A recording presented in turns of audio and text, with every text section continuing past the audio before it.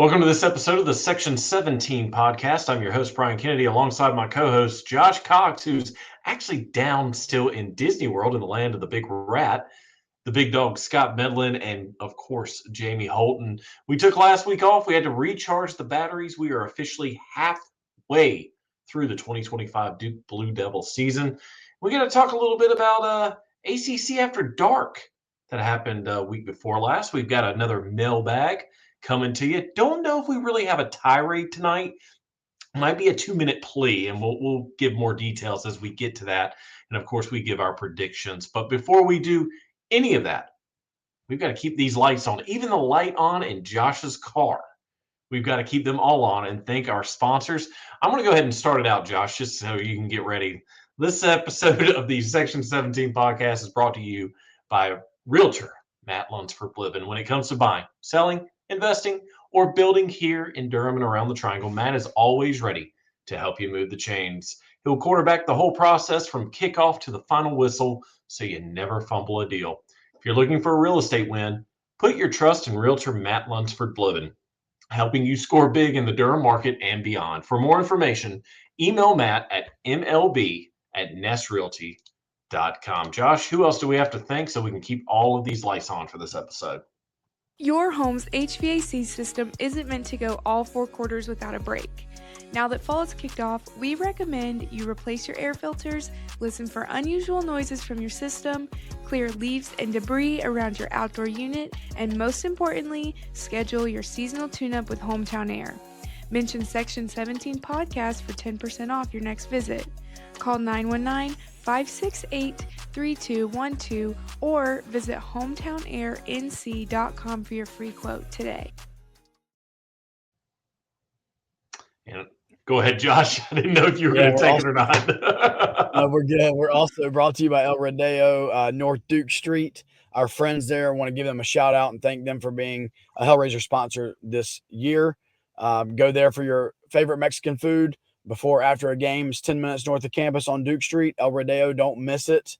And we'll see you there. If you go, take a picture, send it to us. But we thank all 3 of our sponsors. Man, we got a lot to talk about.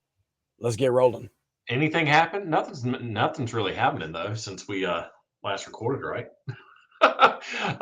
It was a good week off. We, like I said earlier, we recharged the batteries.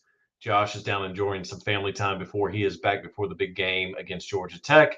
We did have a game out in the West Coast week before last against the Cal Bears, where Duke won 45-21. And fellas, let's just go ahead and give our quick thoughts. We don't have a Manny presser. I mean, we're just going to give our quick 1-2 punch on our thoughts on all things Cal. Duke did go down early 21-7. The text thread wasn't going great to begin with, but Duke being Duke, they came back and they handled business, scoring 38 unanswered points to win 45-21. Jamie, you've got your hand up first, buddy. You are ready. I can only imagine what you have to talk about. Look, I was absolutely to the point that I was ready to, just log off of Twitter and never come back. I was just not going to come back because I knew the Cal fans were going to come for me. So we definitely started off on the wrong foot last week with the Cal fans, and the Calgorithm, as they call it, came for me, and they delivered. They were. I had been told that they were tough, and as expected, they were tough on me, and I apologize, and I ended up with some friends who are Cal fans, like people that I've never met, obviously, but they're now following me on social media and stuff, and it ended up being okay. But as for the game, I mean, wow, what a start for Cal, JKS. I'm just going to say that. A true freshman who was playing high school ball this time last year, was really picking apart the Duke defense. But then Duke started to get some pressure on him, right? And once we saw that pressure, they started to turn the ball over. The offense was clicking. I mean, the offense really was clicking to begin with. I thought the only downtime they really had was the third quarter. It felt like Duke could have closed Cal out in the third quarter, but we went kind of just nothing happened in the third quarter. It was just like But 38 consecutive points, 45-21 win, and Duke is what, 3-0 in the ACC. So it ended up being a great night. I think we officially Jamie jinxed the third quarter performance of Duke because we talked about that specifically in Darian's performance in the third quarter, and that did not show. It showed up in the second quarter, not the third quarter. I didn't know who wanted to go next, but I had to throw that in there. That's all right. I'll go real fast. Yeah, great opportunity that had to come, unfortunately, for the defense. Trey gets hurt for the second game in a row in the first 3 plays. Looks like at the time, looked like it was going to be possibly a long-term deal. As of today, mentioned that he's probably going to play this week along with Kendall Johnson, which will be great to have 2 somewhat experienced guys playing. But, man, shout out to Elliott Shopper. I mean, shout out to him. Shout out to Luke Morgott. I mean, those 2 dudes, they balled out. Shout out to Juice. Juice made that pick there, and that kind of kept the ball rolling, and it was done. It was like at that point, that's when Cal was like, okay, they couldn't do anything else. And it helped. Duke got to the quarterback and hit the quarterback. And here's a little dig, something for the Cal fans to think about real fast. Hey, your quarterback from last year is on the number 3 team in the country. And you guys just got beat by a basketball school, supposedly, from what you guys were saying the other day, that didn't have a prayer out there on the bay. But we came, we saw, we took pictures, we whooped that booty, and now we're on to Georgia Tech. Got to take the buzz out of the buzz this weekend. Yeah, I mean, you guys mentioned a couple of the individual performances that I think, need to be highlighted. Obviously, Elliott Shopper, we can't, with Gompers going out, by the way, just for a couple of people that I've asked, I believe, on Twitter, he will be available for the full Georgia Tech game. He was ejected in the first half, so he had his suspension there for the second half. He will be back and ready. Obviously, we found something there with Elliott Shopper as well. But yeah, it'll be good to have those guys back. I will say, I thought it was interesting, the 21-7, and then Duke goes on the 38-0 run. I did notice, obviously, we got more pressure on the quarterback, but we also began to man up in the secondary a little bit more than playing that soft zone. I'd like to see Duke do more of that against teams that they can do, which Georgia Tech is one of them that you can do that. You actually need to stack that box and leave your corners out there on the island a little bit. So look for Duke to do more of that. Look for anybody who wants to test Chandler Rivers to find out that Chandler Rivers is that good. He's that dude. And, Cal did that, and JKS got beat by Chandler a couple different times. And so anyway, it was a great win. Honestly, it's kind of weird with that bye week because obviously fresh off of that win, we would have had a lot more probably details to say about that, but that's okay. Duke is ultimately went out there, went to Syracuse, dominated, went to Cal, and dominated in 2 weeks. And we were very nervous about those 2 games in that road stretch. And shout out to Nate Shepard's second straight game where he has just shown up. The Nate train, 91 yards on 12 carries, 2 touchdowns. Queso, 104 yards on 6 receptions and a touchdown. Seems like the offense is just clicking when it needs to click. I mean, at the right time. And I did update my team stats, and that'll be coming out later this week between Duke and Georgia Tech. Duke still does have a top 25 offense in the country, so all things are just going right now. A lot of concern after Trey went down that really the first play. Would Duke be able to settle and make the adjustments? And I think even didn't Manny say that they were like drawing up defensive plays just and trying to. You never want to hear that from a coach during an interview, but hey, kudos to the staff. They did what they had to do to get the win. And as Jamie said, Duke is 3-0 in ACC play, first time since 2015. So it's been a while. It's been 10 years since Duke started out 3-0 in conference play. I do think it's interesting for those because I saw it on Twitter, like the overreactions to Manny saying that. Not that I've played football before, but I can promise you the people that are like, oh my goodness, can you believe it? They probably never played football before. There's not but like a handful of things you can do on defense in your position. So it's like, hey, you've been doing this. We need you to do that. So it's not like they're out there reinventing the game of football.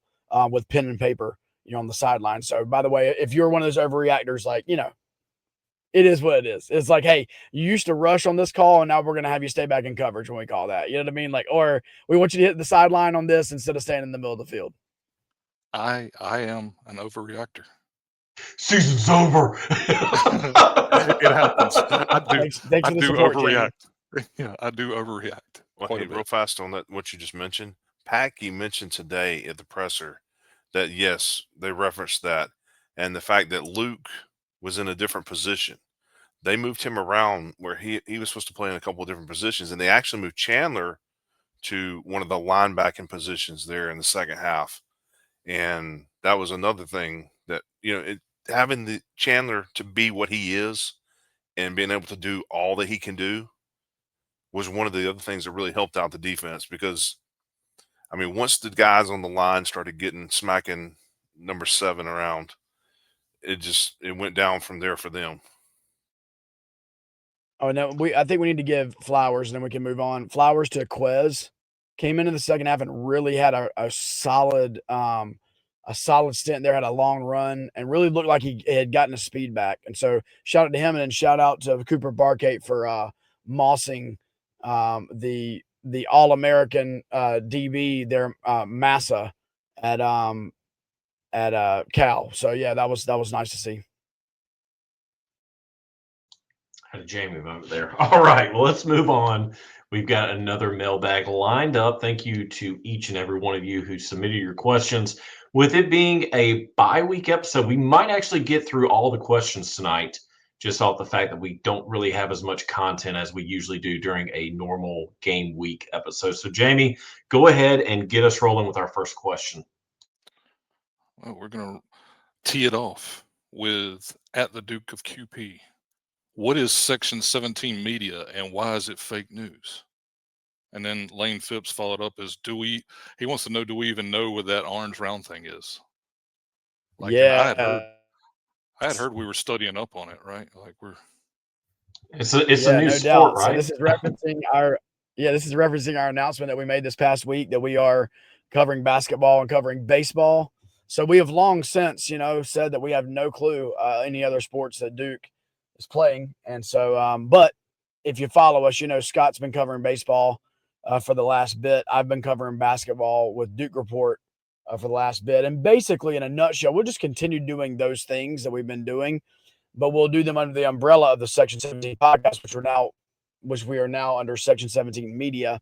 And then we will be podcasting throughout the year. We still don't know what the rhythm's going to look like for basketball. We don't want to podcast too much because there are other really good basketball podcasts out there. We have some unique ideas for some things we might do, but we'll keep those under wraps until we decide. But yeah, that's it. We're looking forward to that. And we are going to stay dedicated to football through football season. We'll do some basketball stuff, but we're going to stay football heavy through football season, and then jump into basketball. Then that means Brian can have a couple months he can rest and then wake up for basketball in March. Yeah, I didn't know basketball played from November to February. That's news to me. So I'm learning something new every day. All right. At Real Matt Barbie, he says, what do you think is the cause of all the slow starts? Which I think we've all been a little concerned about that. We saw, I guess the only time we haven't had a slow start was Syracuse, I feel like. Every other game we've had some sort of slow start. Even against Elon, it was kind of a slugfest for 3 quarters, maybe even 3.5 quarters. So can we get out of that slow start? Because against Georgia Tech, what are they up to now? Number 12 in the nation.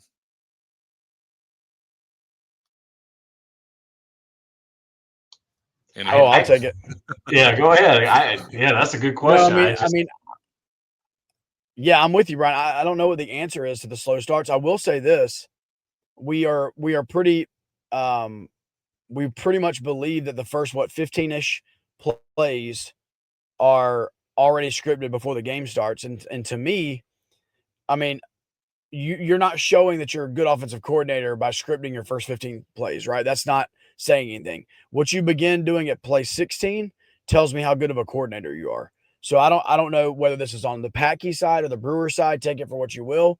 But for me, it's like, okay, we've seen what the first 15 plays have been on offense. Now we're going to make some adjustments, right? Like we tried to do that and it wasn't working. So to me, I think I'll spin it positively and say, like, this means that our guys are looking at film, those iPads down the sidelines, are communicating with the players, and they are making some adjustments. And so to me, I don't know any other way but to spin it positively, because I don't know what the answer is to why we're starting, so slowly. That's been a problem the last 2 years. And I don't think anyone, but the results have, it's not, how do I say this as nicely as can? It's not how you start, it's how you finish. And Duke football has shown that, especially with the record last year and the record right now. And yes, I know Duke lost to Illinois. They lost to Tulane. But I think they fixed the majority of the major problems from those two games because, again, Duke handled business up in North and Syracuse. And while they had another slow starting Cal, they made the right adjustments and they came out with the win. Could be different, though, against GT if they have another slow start. All right. Scott, I think this one will be for you because I think you said somebody asked Manny about this at the press conference. At Reese Wagon, what is the latest that we've heard or what Manny may have said about the return of Terry Moore? Oh, sorry. I was not supposed to do that out loud. He's still on track to be a few more weeks away. Yeah, there's really no Scott, update. Do you think it'll change if someone asks Manny about it next week's presser? You think maybe it'll change? Well, here's some good news. By next week, no presser. So praise the Lord and praise the Lord. So anyway, it's going to come up for the Clemson. If it doesn't come out that he's available by the end of next week, it will definitely come up for the Clemson presser. He's still on track to do, honestly, whatever it is. If my thought process, for what it's worth, again, means nothing at all. You only have to play 4 games to keep your year. So that would mean UConn. So maybe he feels healthy enough to play then.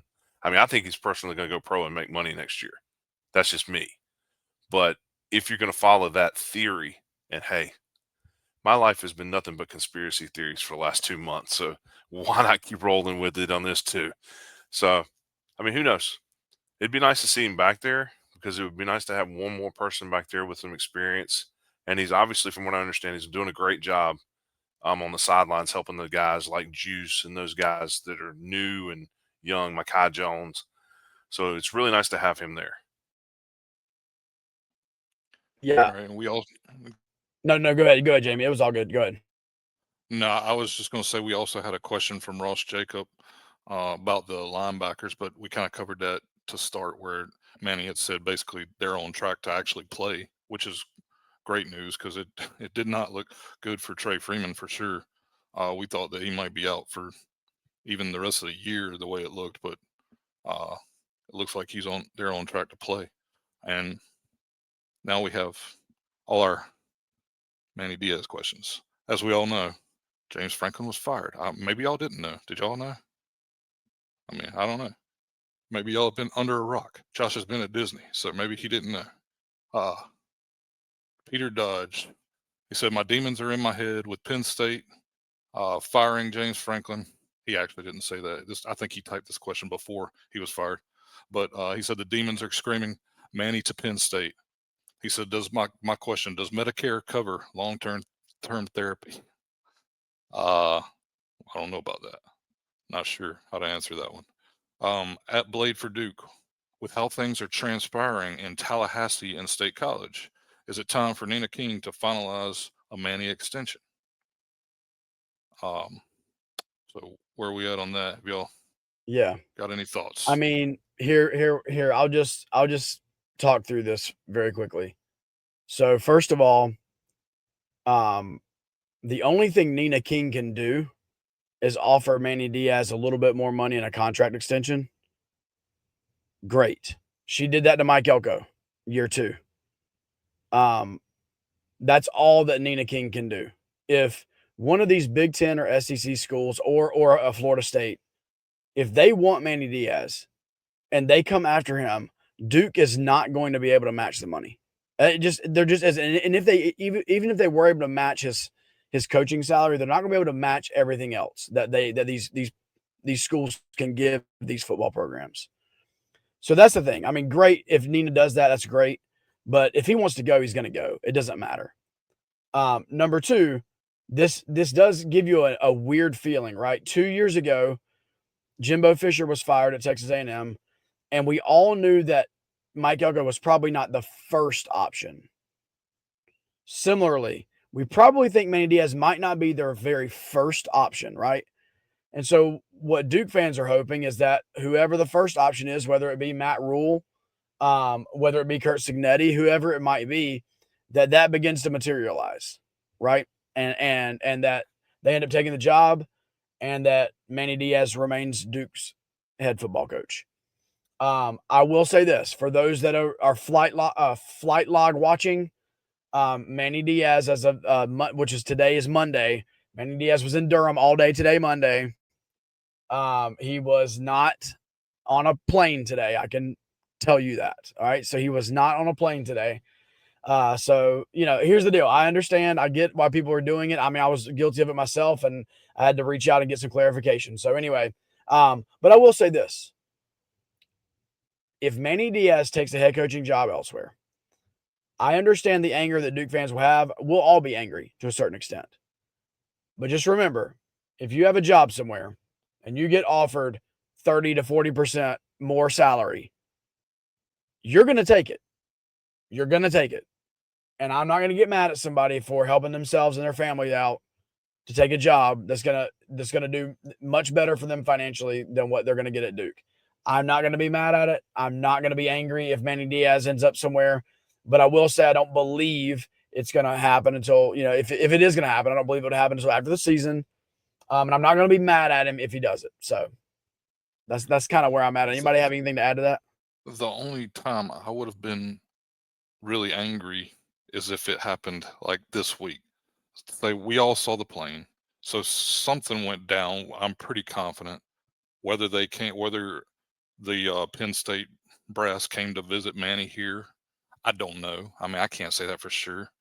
But, I mean, Manny didn't get back on the plane. We do know that. We can say that for sure because Josh's source, I mean, we know that for sure. So maybe he told them, maybe he gave them a yes and said, but I'm not leaving until the end of the season. That's possible. Or it's possible he said, just, no, I'm not interested. I want to stay at Duke. I mean, that is also possible. Maybe he loves it here.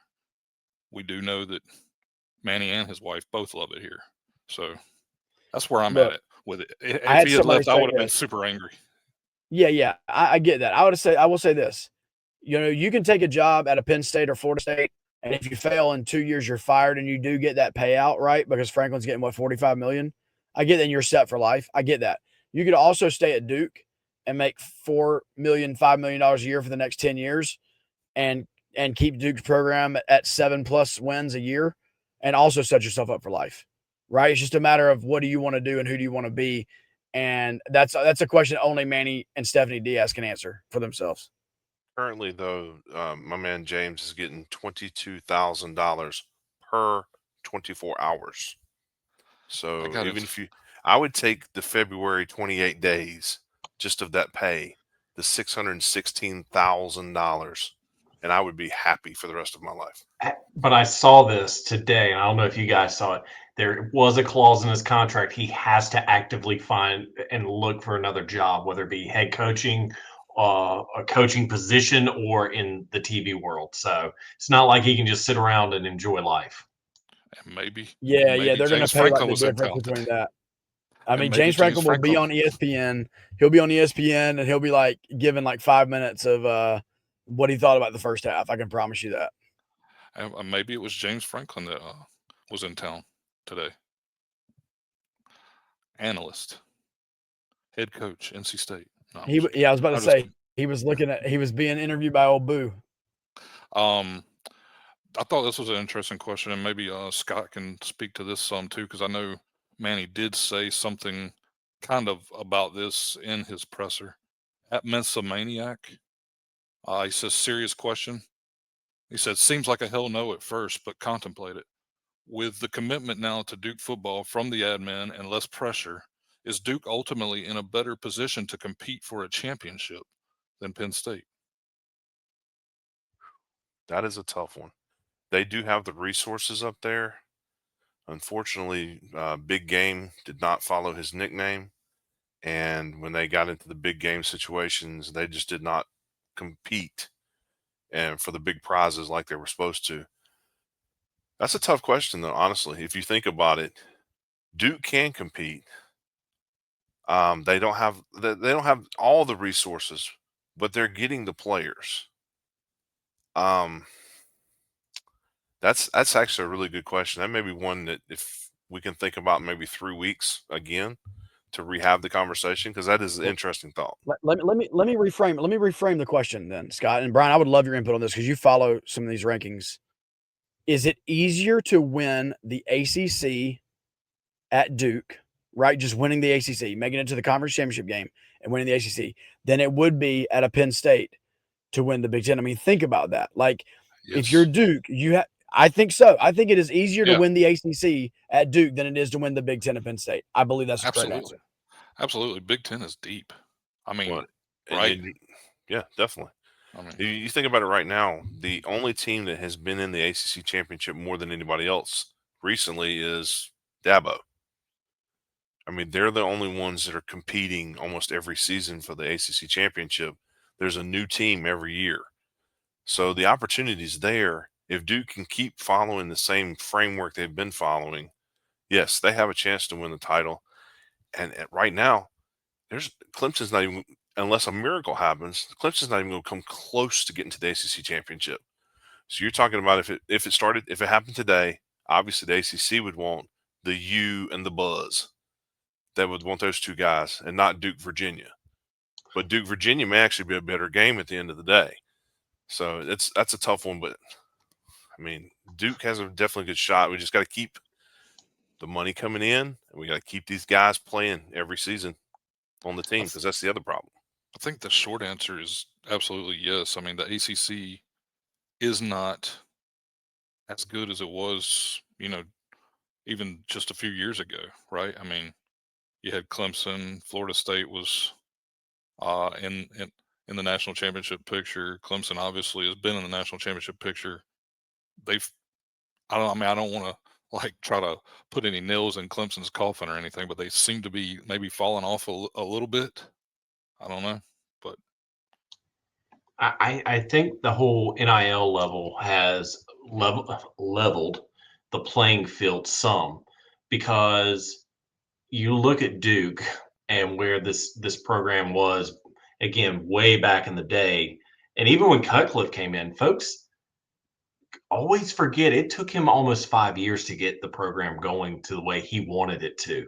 And now you've got Duke in a situation to where Mike Elko leaves, you bring Manny Diaz in, and we've talked about this before, that it's the expectation levels, I think, is what the difference is. I think we as Duke fans, to where, hey, we made it to the ACC title game once every 5 years, we would be happy. We would be happy. Penn State fans, if we don't make the Big Ten and we don't contend for a title every year, failure, failure, failure. And guys, remember, a certain destination that Manny went to, the fans are like that as well in Miami. Because we talked about this, the records that he had down in Miami, Duke fans would have been elated with. Hey, 8-4, 7-5 gets us to a bowl game every year. We're good. That sets the foundation to potentially talk about an ACC title game. So I think I'm not saying we as Duke fans are on borrowed time by any stretch, but the fact that we're able to chalk up 8, 9 wins a year, heck, let's even say maybe 10 again, like we did back in 13. I mean, it's doable. And with what we've seen with, brackets and NCAA football now, anything's possible. You could have that one matchup, that 1 out of 99 game, to where you have a 12 seed defeat a 5 seed, and then it causes commotion for the rest of the season or the rest of the playoffs. So yeah, I think Duke's in a much better position right now currently than Penn State is, regardless of who they bring in. I mean, I said it last weekend after we came back and beat Cal. It could happen this year. I mean, I feel like this is a special team. Now, that being said, they may not beat Georgia Tech, but I still feel like this is a special team, and we've seen it on the field. And I really love this team. So, all right, Brian, this is a question for you that's from me. We haven't had any questions like this year, so I thought I'll toss this one up, tee it up for Brian. Thanks, What do the sweetheart. bowl what do the bowl projections look like currently for Duke and the ACC as a whole? Let me get out my shotgun, put some bird seed in it, and shoot it at the wall because that's honestly where we are at with the ACC. I will say, and I tweeted about this over the weekend. I typically put out complete ACC projections by now. I'm not touching it with a 10-foot pole because it's just so hard to predict. And let me tell you why. You've got FSU at 3-3. You've got Clemson at 3-3. And the big what if for me is this. Let's say Duke finishes 9-3, 8-4. Clemson struggles in a few games and they finish 8-4, 7-5. If you look at certain bowl games and it comes down to Duke and Clemson, folks, I hate to tell you, Clemson's getting picked 9 times out of 10. I know a lot of folks are wanting to go to Charlotte. I know a lot of folks are wanting to go maybe back up to where Cameron North is in the Pinstripe Bowl. But I can't. I mean, the dust is going to settle in a couple of weeks. I will say that. But you've got some wild cards in play right now because there are rumblings that Mike Norvell might not last the whole season. And if that happens, how will Florida State's season goes? Another caveat is, what if Notre Dame wins or loses another one or two? They are the big elephant in the room because they take an ACC bowl game. So I've had this team, and if you haven't, me and Freddie Hodges of the Duke Report, we give weekly bowl projections.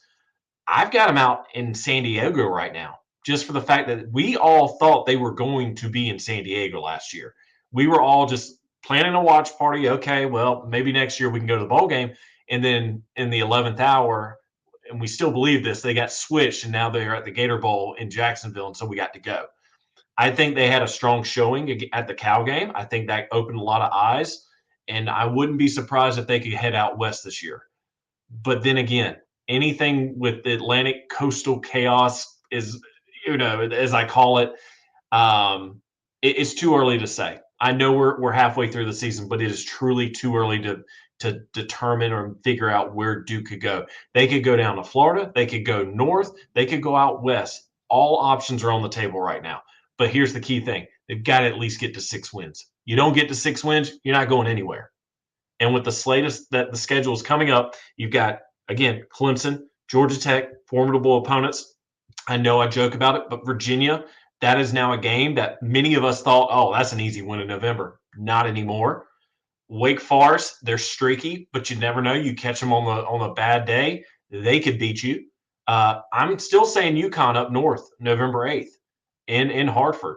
I know it's non-conference, but still, wins are what matters. So I know that was a very long answer, but all I can say is we've got to be patient. I'm being patient. That's tough for me to do because I know Josh loves my predictions as they come out week 3, week 4. But all jokes aside, I would say after the Clemson game, we'll have a probably a locked in region that we'll probably be looking at as far as bowl prediction goes. I would say real fast, and just throw 2 cents in here for what it's worth. If you look at other people's bowl predictions out there this is what they're doing for a living, they have Duke all over the place. 3 or 4 people have Duke going back to the Gator Bowl again, which I don't see that happening. A couple people have them going to play like a North Texas up in the Wasabi Fenway Bowl. A couple people, somebody else had them going to play Penn State of all people in the Pinstripe Bowl. So that would actually be the NCAA having a little fun with us. So you never know. Like Brian said, we got to win 2 more games for it to matter. Well, and here's the other thing, and Josh alluded to this last year when we were getting close. Bowls typically don't want to pick the same team or teams to come back. They want to have variations. They want to have different fan bases come in to boost up the economy, to help their bowl with ratings, whatever you want to throw out there. So, and if you remember 2 years ago, Duke was going to head to the Gasparilla Bowl and play UCF again. And in the 11th hour, they flip-flopped. Was it Georgia Tech and Duke? and Duke went to Birmingham, Georgia Tech went to Gasparilla. So the Gator Bowl guys that are predicting that, I'm not going to take their word with a grain of salt, but I could see us going back to Annapolis. That was a great turnout. Now, of course, the Moore family and the entire city that the Moores are from, they helped make up the majority of the fan base that was there. But Annapolis was a great time. I've always wanted to go to Orlando for the Pop-Tarts Bowl, but Duke is pretty much going to need to win out in order for that to happen. And I'd love to go up to Yankee Stadium. I know the Pinstripe Bowl. Duke last was there against Indiana. The kick was still good, by the way, Casey. There's just so many options. So we'll see. In the coming weeks, we should have a clearer picture. You said if Duke needs to win out to get to the Pop-Tarts Bowl, but if they win out, they're going to be in the playoffs. True. Very true. I think 10 and 2. Well, 10 and 2 gets them to the ACC title game. That's for sure. If they win that, they're if they win that, we're golden. Absolutely. But if they were to lose the ACC title game, I'm kind of confident that Duke would not make it. But maybe they would. I don't know. But let's move into a Georgia Tech preview now. Number 12 in the nation. At Millennials Burner. Yeah, at Millennials Burner. What are the reasons that Georgia Tech has seemed to have had our number lately? And how do any of those reasons actually apply to this year's team?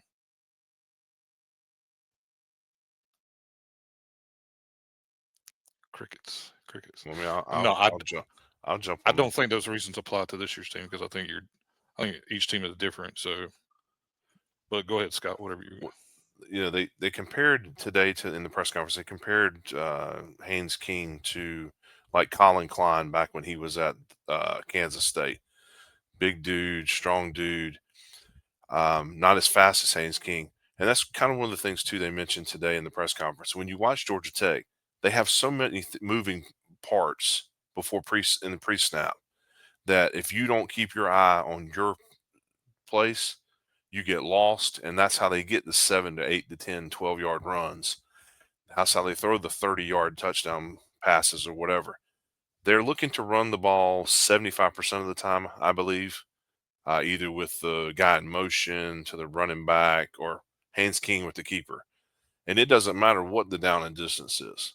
If it's 3rd and 13, they don't mind either Haynes King taking off or turning out and handing it to Jamal Haynes because they feel like in a 4th and 2, 4th and 4 situation, they're basically just going to bully ball you and get those 4 or 5 yards, and you're not going to stop them. And former O-lineman as the head coach, pretty much, come on, you come at me. I'm going to show you what we're going to do to you. And that's what they've done. That's what they do. Now, the bad part for them is they're going to get the dude killed because he can't run the ball 30 times a game and get beat the way he does. But so far, so good.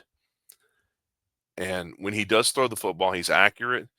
And because they run it 75% of the time, a lot of DBs get bored out there on that island, so they start to cheat. And when you cheat, that's when you get smoked. And you look like the Duke teams back in the early 2000s where had no idea where a football was when it went zooming right by their ear hole to the receiver's hands.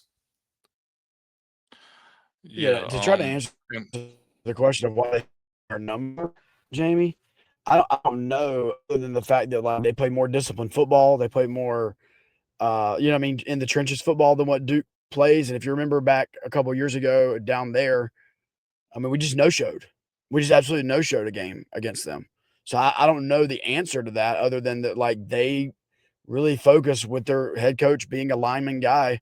They really focus on the trenches, man. And I'm not saying we're not good in the trenches. I'm just saying that that's their focus. The central focus of their team is the trenches. And it seems to be working against Duke. And let's be fair. It seems to be working against a lot of teams. And that was the game that we no-showed and ended up coming back, right? Basically 4th quarter. Yes, Samir. It was Samir Hagans. It was all Samir Hagans.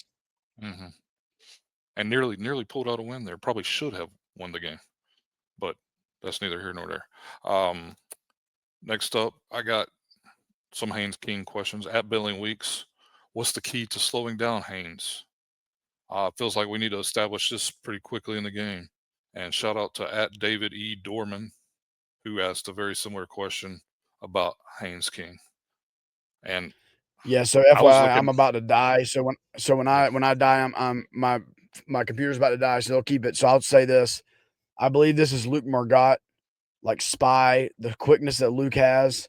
I think a kid like him is going to be very important in a game like this because you've got to keep your eye on, on King. You've got to account for him as if he's another running back. So I would look for that. I don't know that's the game plan, but I would look at Margot and see if he's not kind of assigned to Haynes King. Yeah, man, I was just looking at some stats earlier, obviously, but I've watched Georgia Tech a few times this year, and Haynes, obviously, like Scott said, he wants to run the football. Mensa has nearly doubled him up with passing yards, and Haynes King only has 4 passing touchdowns through the air, but 9 on the ground. So obviously, we're going to have to stay pretty dedicated to our lanes. You don't want to overrush. Like if he does drop back to pass, you do not want to overrush Haynes King like we did in the Tulane game, and he can just take off. Like, because if he gets in the open field, I mean, he can score. I mean, He's also only been sacked 3 times this season. So yeah, that's also a big issue for Duke. And Duke prides themselves on getting to the quarterback and getting big plays in the backfield, big losses. Correct. So, next question @Bleed In Duke Blue. I thought this was a good one. He said, "What did Wake Forest do so well to hang with Georgia Tech that we could look for Duke to attempt to duplicate? Or was the Wake game more about what Georgia Tech didn't do well compared to what Wake did well?" Well, I pulled up the game just to see if there was something that just stood out to me. Wake Forest had a very balanced attack against Georgia Tech. 233 passing yards, 210 rushing yards.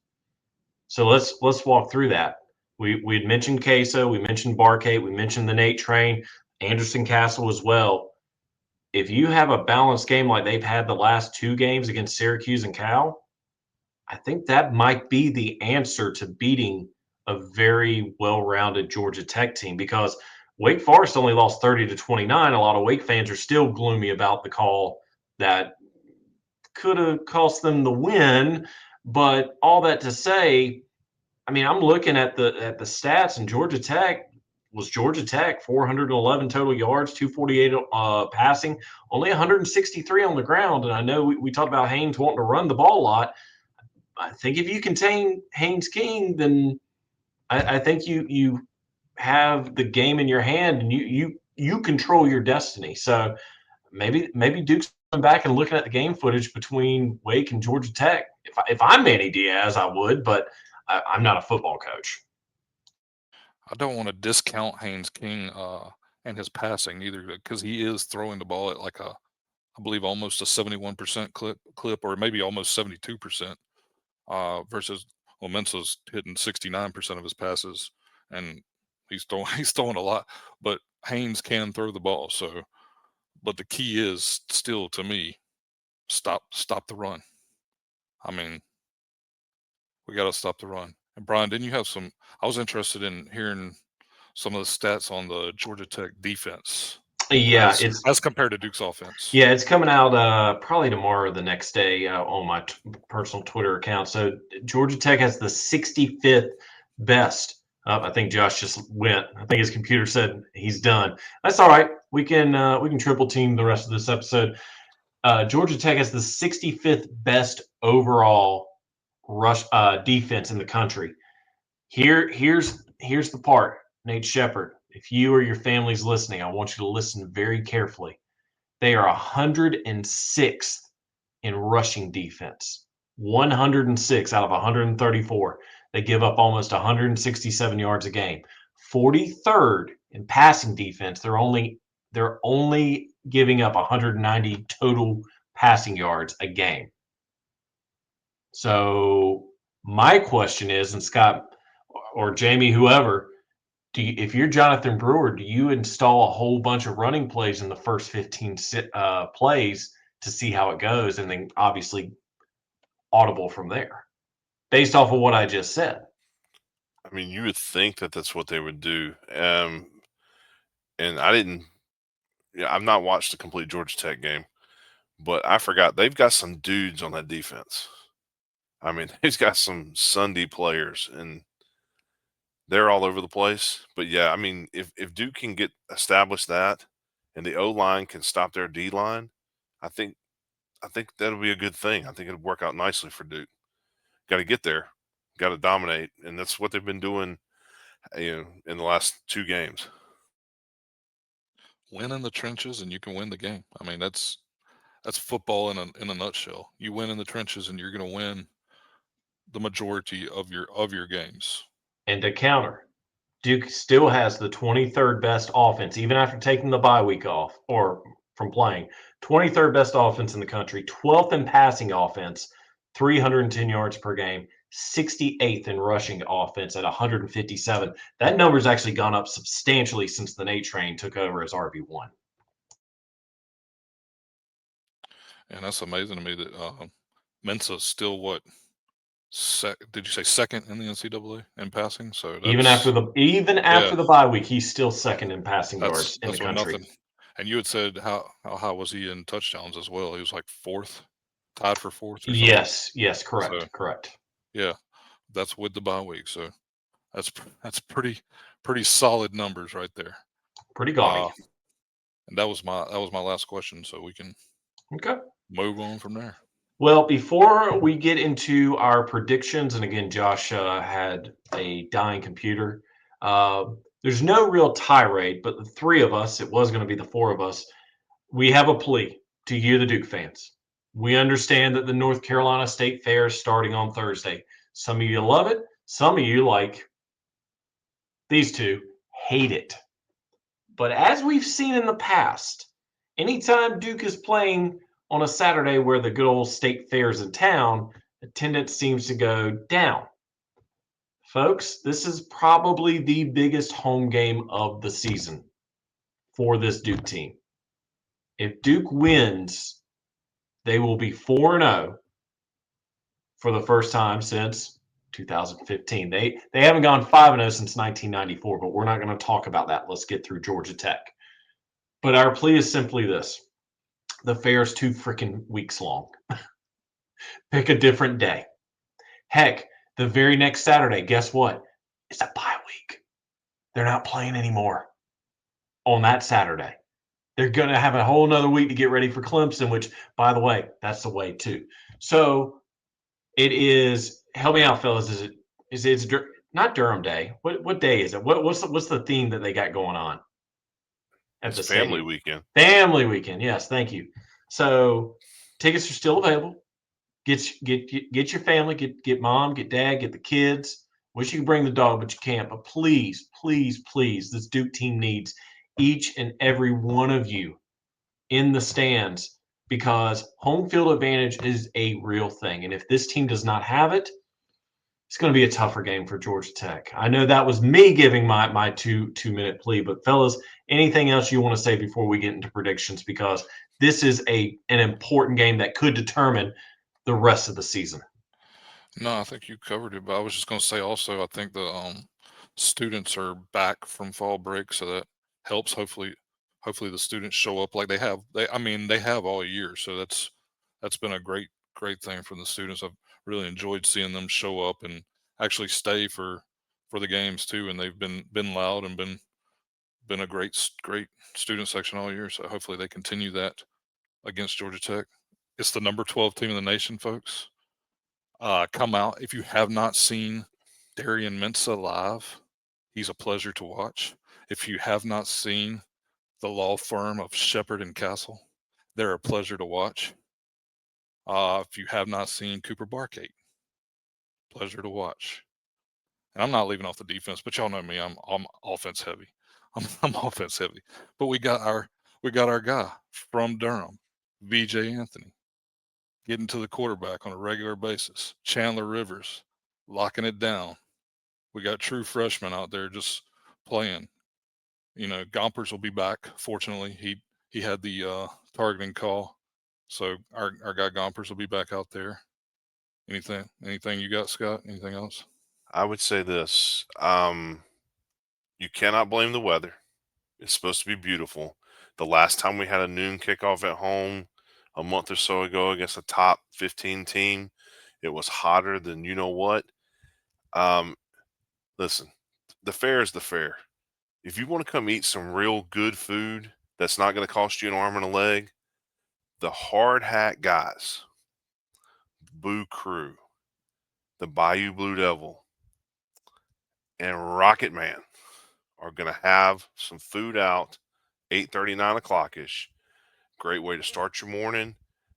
Matt Bliven has already said he's going to bring some coffee from his wife's coffee place. So just a great opportunity. Hey, if you can come out, it's a great time. How many times would you have thought, especially going preseason in this game, to think that Duke would be playing at noon in a meaningful game and be on national television again? This is the third time on ESPN. They've been on ESPN2. They've been on ABC. And they're playing a really good team. Look, Georgia Tech travels well. They're a good team. They have a chance. I mean, honestly, they do. And I'm not trying to butter them up. They are a really good team. Obviously, I hope they lay a big flat egg, though, coming up 85. But we'll see. But this is your chance because Duke does not have another home game for another 3 weeks after this. So there's a bye week. There's a Clemson. There's UConn. Then we finally get to play the Tony Elliots, the middle of November when it's going to be cold-ish, where you're going to have to put on the long pants and the long breeches and the sweatshirts and all that other stuff. 75 degrees, 68 degrees. Let's roll. Let's have a great time. It's going to be a good game.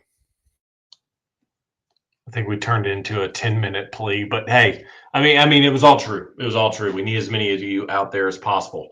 But with that being said, fellas, let's move on. Speaking of the game, 12 noon, ESPN, the ACC Huddle crew will be there as well.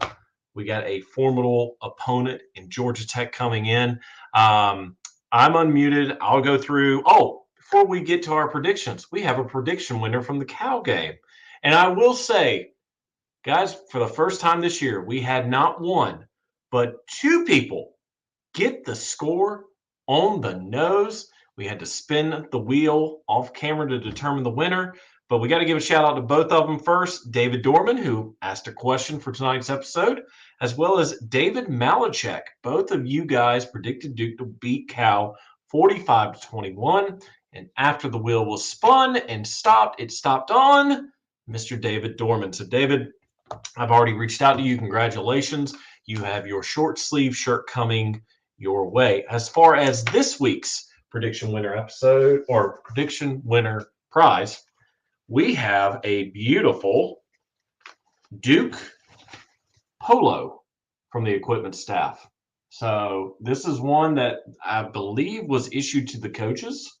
So I don't think this is available to the general public. I could be wrong, but this is very nice. I almost swiped it for myself, but this being the year of the fan, this is our GT winner prize. And as always, the predictions post will go out Wednesday typically. Just a few housekeeping items again. Do not comment on the post with your score. That will not count. You have to go in the Google Forms. And as we've stated before, the sizes that we were given, this one being an extra large, is what we have. If you win and you ask for a different size, unfortunately, you get what you get. So, fellas, heading in. That is a nice shirt. That's a really nice shirt. Yeah, it is. That's really nice shirt. I was very close to it going missing, but you know, I got to do it for the fans. It's the year of the fan. As far as Saturday's game, Duke is down to a 1.5 point favorite. They opened as a 2.5 point favorite. It's fluctuated down to 1.5. Vegas is got the over under at 61.5 points. And here's a stat that kind of blew my mind. Duke is averaging 36.5 points entering Saturday's game. Georgia Tech is averaging 36.5 points entering this Saturday's game. We got Josh's prediction as well as his jersey prediction. Let me go ahead and get that out of the way. I'm going to give my prediction, and then I'll let you two finish this up for predictions. As far as Josh goes, Josh is definitely taking the under, but of course he didn't know the stats before he got off. He's got Duke winning 27-21 in a close one against Georgia Tech. As far as the jersey combo, Josh is switching it up a little bit. He is going white helmet with the luscious D, blue top, and white bottom. Haven't seen that one for a home game in a long time, but hey, I like that. I like the change up with that one. So Josh has Duke 27-21, white, blue, white. As far as I am concerned, I think this might be a Big 12 shootout, fellas, and that concerns me. But we've got the firepower on offense. It's just I'm wondering if our defense can keep up with Haynes King. I think they will, but I think it's going to be, again, a close one. I'm going to take the under as well. I'm going to go Duke 30, Georgia Tech 27. As far as my combination, I'm going white top with the Gothic script, blue, blue. I think we've done that maybe once or twice before, white, blue, blue. And knowing Duke, it's a home game. Their only home game in October. I can see them doing something like that. So white, blue, blue, 30-27 Duke. Who would like to go next? I'll go ahead and go. As far as my uniform, I think I'm going to go all blue. I think this is the perfect time for Duke to do a blue out, and I think I will go with the Gothic script on the helmet. What did we say the total points were? 36.5 for Duke, 36.5 for Georgia Tech, over under 61.5 per Vegas. Okay. All right, so I'm gonna go. Honestly, I'm gonna go way over. I think this is a good old fashioned shootout. I think our offense continues to roll. I think Mensa continues to just absolutely cook, and Shepard and Castle and Quiz get into the action as well. And I think we win. I think Duke wins a really close one, 38-31. Duke 38, Georgia Tech 31 in a shootout. Last minute touchdown, and defense comes up with a stop to save the day. All right, I'm not gonna lie to you. I was not paying attention to either one of the two things these guys just said because I just saw one of the coolest double plays ever in the Dodgers game. Go Brewers! Thank you. I just want to piss all you Dodger fans off. That's me. I'm a Giants fan. So for the game, of course, I was gonna go 31-27, but I'm not gonna dun Brian tonight. So we'll say 35-31 Duke. As far as uniform, man. I'm gonna go blue out.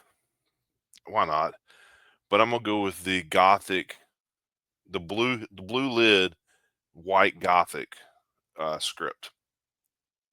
Isn't that what Jamie said? Again, Jamie said that. Again, you were watching baseball. It's fine. Again, I wasn't listening. No offense to Jamie, but I was not listening to a word he said. Sorry. I was reviewing. I had my earmuffs on reviewing the play. Oh my gosh.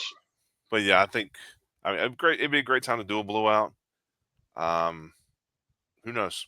I don't think we've been close but once all season on the uniforms, so it would be nice to see one of us get extremely close. I feel like Wes and Wolves just listened to our episode and said, "Yeah, no, we're not doing that now. We're doing this." Well, I think for the Cal game, I missed it by the helmet. I had everything else right, but I missed the helmet, and it's a crapshoot anyway. Oh yeah, but it's fun. We enjoy it, and we appreciate you guys when you put in your predictions, doing it as well. So I think clean sweep, Duke wins. Hopefully that is the case. Again, this is going to be the last home game for a month, folks. So please, please, please get out while you can. We want to see you Saturday morning before kickoff at the tailgate. Just like Scott said, we'll have more details, I'm sure, as the week progresses as far as what we will be doing and all that. And who knows, as we've seen this season so far, you might see a celebrity or two pass by the tents before the game. Well, before we close up shop, I know Josh usually throws it to me for this part. We've got a Did You Know really quick, and I got an oldie but a goodie, fellas. This is one we've heard before, but I got to mention it with it being Georgia Tech. Did you know Georgia Tech was part of the most lopsided game in college football history? The game took place on October 7th, 1916 against Cumberland College. Cumberland had actually disbanded their football team the previous year, but was not allowed to cancel the game against Georgia Tech. Georgia Tech's coach, John Heisman, yes, that Heisman, was insistent on the scheduling agreement being upheld and even offered Cumberland $500 along with all expenses paid for them to come play the game. Many believe that Heisman, someone's unmuted, many believe that Heisman wanted to play the game due to Cumberland's baseball team defeating Georgia Tech 22-0 earlier in the year. Rumors swirled after the game that Cumberland had used professional baseball players as ringers to ensure a victory. When Cumberland College arrived for the game, their football team consisted mostly of fraternity brothers and law students. Once the game started, Heisman showed no mercy.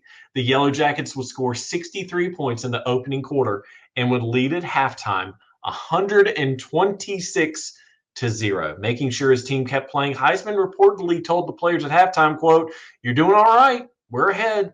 But you just can't tell what those Cumberland players have up their sleeves. They may spring a surprise. Be alert. Hit them clean, but hit them hard." The team would heed Heisman's words and would score another 96 points in the second half and would go on to defeat Cumberland 222-0. Cumberland failed to achieve a single first down that day, and the quarters in the second half were shortened from 15 minutes to 12 minutes to end the game quicker. And that was, did you know, for Georgia Tech, a record that will stand forever, fellas. Can you imagine being at that game going, what am I watching? 222-0. But hey, Heisman got his revenge that game for Cumberland's bashing at the baseball field. Well, that will do it for us. And a kind of unique episode, obviously. Josh had some technical difficulties with his computer, but hey, we got through it. All things are good. We're hoping again to see as many of you possible for the Georgia Tech game. Hopefully Duke can go to 5-2, one game closer to bowl eligibility, and 4-0 on the season in ACC play. But that will do it for us, for the big dog Scott Medlin. There we go. For Jamie Holt, for Josh Cox, who is still down with the big rat, and producer Tyler Witt, I'm Brian Kennedy, and this has been another episode of the Section 17 podcast.